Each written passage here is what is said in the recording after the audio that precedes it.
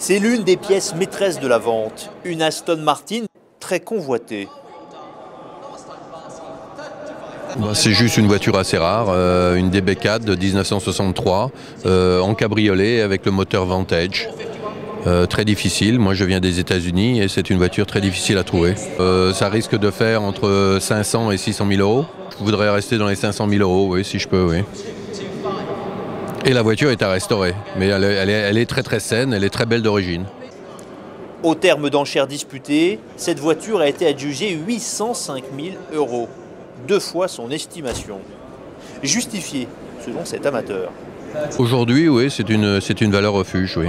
Si vous avez besoin de vendre, vous pouvez tout vendre très très vite. C'est pas comme un bien immobilier. Il y a toujours des acheteurs. Vous les mettez dans une vente aux enchères, vous êtes sûr d'être payé dans un mois. C'est très facile à vendre, relativement facile à vendre. Les voitures âgées de plus de 30 ans sont exonérées de l'ISF, taxées à 5% lors de la vente, une pression fiscale modérée qui suscite l'intérêt. Cette Jaguar représente du rêve, de la passion et un investissement qui est quelque part logique puisque ce sont des objets qui ne peuvent pas dévaluer. Un bon investissement qui aura une rentabilité, ça c'est sûr, c'est certain.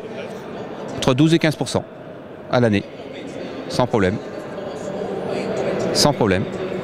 Ça ne connaît pas la crise. En plus, c'est défiscalisé. Le placement d'argent, oui, c'est un objet d'art. Et les objets d'art, effectivement, sont défiscalisés. Ces collectionneurs sont aussi des investisseurs. La passion tutoie la raison. Alors, il l'affiche à entre 400 et 500 000. C'est une voiture qui date de quand? C'est une voiture, à mon avis, de 37-38. Le type qui va l'acheter, dans 4-5 ans, elle vaudra 20% plus cher, ça c'est clair. Parmi les 120 modèles proposés aux enchères, sous la nef du Grand Palais, des voitures d'Europe ou des États-Unis qui attirent dans le monde entier. Cet acheteur est mandaté par des clients chinois. On a acheté des voitures jusqu'à 5 millions de dollars jusqu'ici, mais aujourd'hui on est juste là pour voir ce qui se vend, ce qui se passe en France sur le marché. Ils ont acheté les jets, ils ont acheté les yachts et la prochaine étape sont les voitures de collection. Et il y a eu déjà des gros débuts sur Hong Kong, Singapour et la Chine est en train de s'ouvrir. Voici un des plus vieux modèles exposés, une Bugatti de 1931.